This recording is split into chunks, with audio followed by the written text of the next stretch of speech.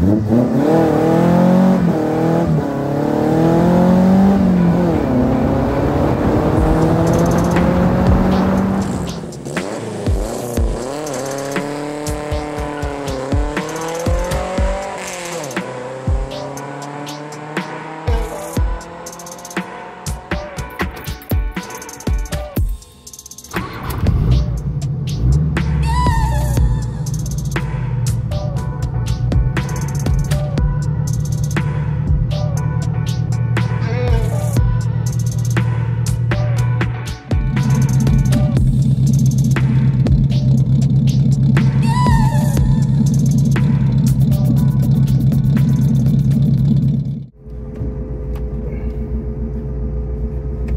guys, how's it going? So here we are with the 6-month review on the bike carb swap that I did recently on Charlie Brown, my 1982 Chevrolet Chevette. So I just kind of wanted to go over some thoughts on basically just how I feel about the swap, pros, cons, you know, information people might be looking for if they're considering doing the swap on any vehicle, really, as it's applicable to a bunch of different models, given that you're thrifty enough. So let's go for a drive.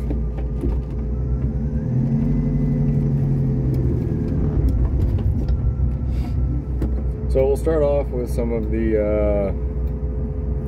I don't know if they're negatives. All carbureted engines typically have a little bit of issue starting in the morning. You know, cold mornings like this morning was about 17 degrees, so it's always going to be hard to start a carbureted vehicle that early in the morning at that temperature. But you know, give it a little bit of time and it warms up and eventually starts running well. Another thing that I've noticed as sort of a downfall, and maybe it is for some people, maybe it's not, the choke on this, or the enrichment circuit, I guess, for lack of a better term. It works, but even though it's supposed to be enriching, it's more or less running lean at times and can be kind of weird. It'll give you a false sense of, you know, proper fueling, and you go to accelerate a little bit with it on and you get a backfire, or it acts a little weird. But other than that, it does start every time and doesn't seem to have all that much issue doing so.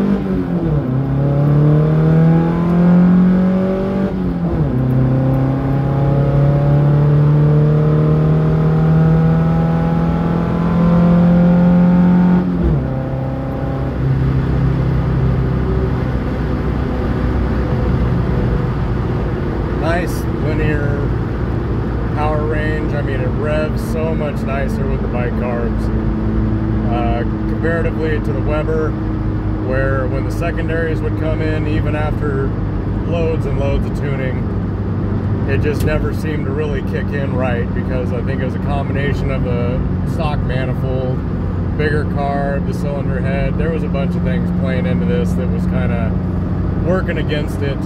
But with the new setup, it really flows well with that manifold, and it's a pleasure to drive.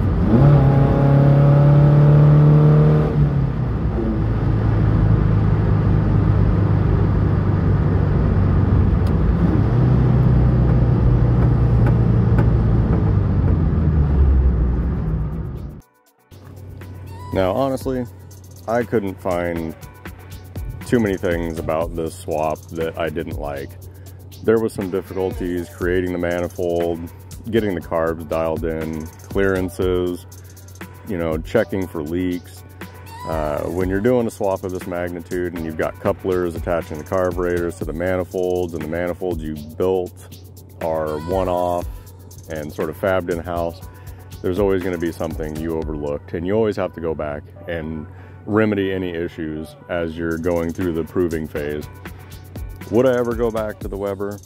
I mean, no. It was a great working carb, and it worked exactly how it should have, and it did for a long time on the Chevette. But with how much funner these sound and the rev that they give you, as far as, I mean, it's just a clean rev from all the way from idle to redline and beyond. It wants to rev well beyond 6,000 RPM, but I don't want to take it there. The Chevette was never really meant to see that type of RPM, and I don't want a rod coming out to say hello. At the end of the day, I think this would be a great endeavor for anybody. Is everybody capable of it? Yeah. You just need to know where to look for the information you need. You need good solid sources, and you need a little bit of know-how on carb tuning. And I think this is completely obtainable by anybody for their vehicle. With that being said, they will not be coming off. They will be staying on until the Cosworth engine's finished. And I'm thoroughly going to enjoy these well into the summertime and look forward to many more drives with them.